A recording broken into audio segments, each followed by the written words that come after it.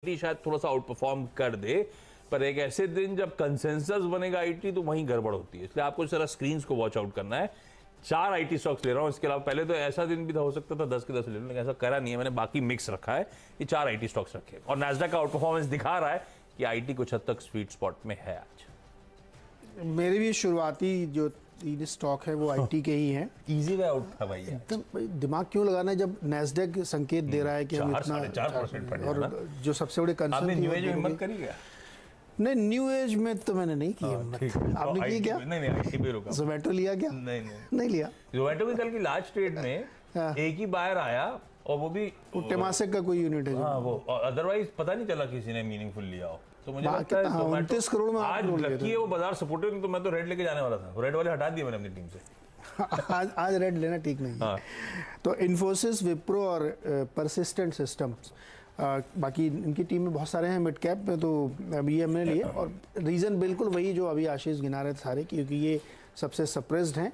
हालांकि एक बहुत इसमें ध्यान रखने वाली कि आईटी के मिड कैप में बड़ी तेज़ी आपको देखने को मिलेगी, वहाँ पे ज़्यादा ग्रोथ पोटेंशियल, इसलिए उसमें से एक मिला मुझे परसिस्टेंट, जो मुझे सबसे अच्छा लगता है इसमें, इस पूरे कैप में।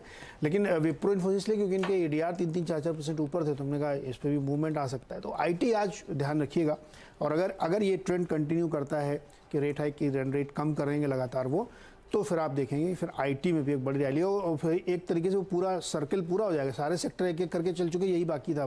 तो अब इसमें भी एक बड़ी रैली बनने की संभावना दिख रही है। आपने कितने बताए अभी तक? 4 बता दी मैंने तो अच्छा, 3 मेरे आईटी हैं और 2 और, चलो सर तीनों बताए थे। 2 में हमने टाटा मोटर्स और टाटा मोटर्स डीवीआर भी लिया है।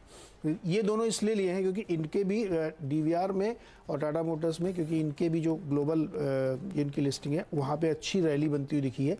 उसका एक कारण शायद ये हो सकता है कि कल यूरोजोन के इन्फ्लेशन नंबर्स कम आए हैं, 10% के आसपास हैं, जो करीब 1.5 साल बाद नीचे दिख रहे हैं, तो वो एक पॉजिटिव हो सकता है वहाँ पे। तो सिर्फ एक इस वजह से, क्योंकि एडीआर में तेजी है, तो टाटा मोटर्स और डीवीआर उसका ले लें। और 6th स्टॉक हमने लिया है ऑयल इंडिया। ऑयल इंडिया हमने इसलिए लिया है कि एक तो कच्चे तेल में तेज़ी बनी है, दूसरा अगर जिस तरीके से यूएस की जीडीपी के नंबर्स देखने को मिल रहे हैं, बढ़ के आए हैं, चाइना में रीओपनिंग हो रही है, प्राइस कैप की बात चल रही है, प्रोडक्शन कट के आशंकाएँ और र्यूमर्स चल रहे हैं, अगर ये सारा कुछ होता है तो फिर ऑयल प्राइसेस और ऊपर जाएंगे। और ऑयल इंडिया मुझे ओएनजीसी से बेटर लगता है। तो यहाँ पे मैं बिल्कुल किसी ने एक्सप्लेन भी करूँगा कि ओएनजीसी भले ही लार्जेस्ट कंपनी है, लेकिन ऑयल जो है ज़्यादा बेटर प्लेस्ड है यहाँ पे। तो ऑयल इंडिया में लिए उसका एक बड़ा कारण है कि नुमालीगढ़ रिफाइनरी का इनको ज़बरदस्त फ़ायदा होता है, क्योंकि वो मार्जिन हमेशा उनके इम्प्रूव्ड होते हैं, क्योंकि गवर्नमेंट की तरफ से सपोर्ट मिलता है। तो ऑयल इंडिया पे हमको लगता है ध्यान रखना चाहिए। लो ओएनजीसी वो उन्होंने डाउनग्रेड कर दिया। नहीं, डाउनग्रेड नहीं किया, अच्छा है कंपैरिजन में। ऑयल इंडिया अच्छा है। अच्छा है क्या? ऑयल इंडिया भी अच्छा है, लेकिन कच्चा तेल कल से आज के बीच में भाई 2.5% ज़्यादा उछला है मेरे ख्याल से। कल का था, लाइए कच्चा इस समय का ब्रेंड का भाव दिखाइएगा। 84.8 पे छोड़ा हमने कल 3:30 बजे, और इस समय मेरे ख्याल से 87 के बियॉन्ड कामकाज करता हुआ। तो क्रूड का प्ले ओएनजीसी रख दीजिए स्क्रीन पर।